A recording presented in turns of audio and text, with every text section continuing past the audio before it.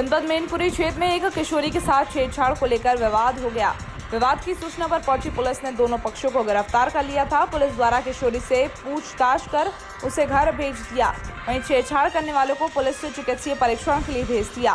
वहीं किशोरी के भाई को पुलिस ने नहीं छोड़ा। आरोप है कि किशोरी के घर पर जब कोई मौजूद नहीं था, उस समय किशोरी को जहरीला पदार्थ खिलाकर हत्या कर दी गई। वहीं पुलिस का मानना है कि समाज में हो रही बेइज्जती के कारण किशोरी ने आत्महत्या की थी, जिसका पर्दाफाश करते हुए पुलिस ने छेड़छाड़ करने वाले दोषी को गिरफ्तार कर जेल भेजा है। ने तहरीर लिखाई थी कि मेरी बहन छेड़खानी से दुखी होकर के मेरी बहन ने जहरीला पदार्थ खा लिया, जिसमें अस्पताल ले जाते समय मृत्यु हो गई। इस तरह का तहरीर मिला था, जिस पे मुकदमा दर्ज करके विवेचना शुरू की गई थी। इसमें जो तहरीर में नामजद अभियुक्त था विमल यादव, वो पड़ोसी ही है और दोनों के छत आपस में मिले हुए हैं। विवेचना के मध्य ये बात सामने आई कि दोनों में, विमल यादव में और लड़की में कुछ पहले बोलचाल होती रही थी। 1 महीना पहले कोई मामला प्रकाश में आया था।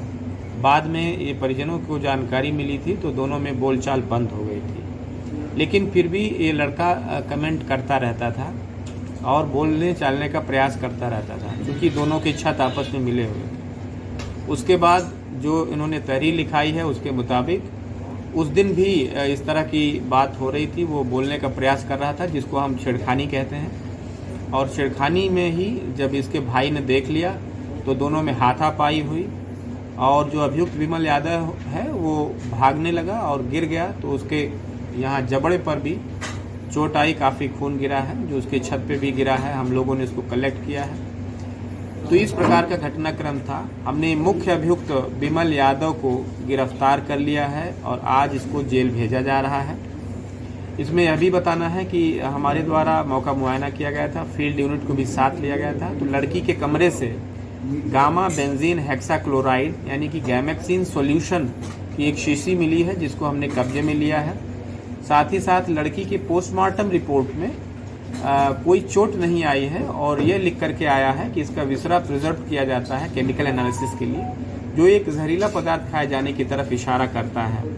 तो 10-15 दिन के भीतर वो रिपोर्ट भी आ जाएगी, तो पता चल जाएगा कि किस प्रकार का जहरीला पदार्थ उसने खाया था। कोई चोट नहीं है, इसलिए ये बात साबित हो रही है कि कोई जबरन कोई जहर नहीं खिलाया गया है। तो ये जो धारणा है उसको रूल आउट कर दिया गया है। ये भी आपको बात बताना है कि किसी ने वीडियो इत्यादि बनाए थे जिसमें यह बताया जा रहा था कि जहर को जबरदस्ती खिला दिया गया है। तो उसका दोबारा जब बयान पुलिस ने लिया वहाँ मौके पर जाकर, तो उसने बताया कि ये कुछ लोगों के द्वारा उकसा करके इस तरह के बयान दिलवाए गए थे।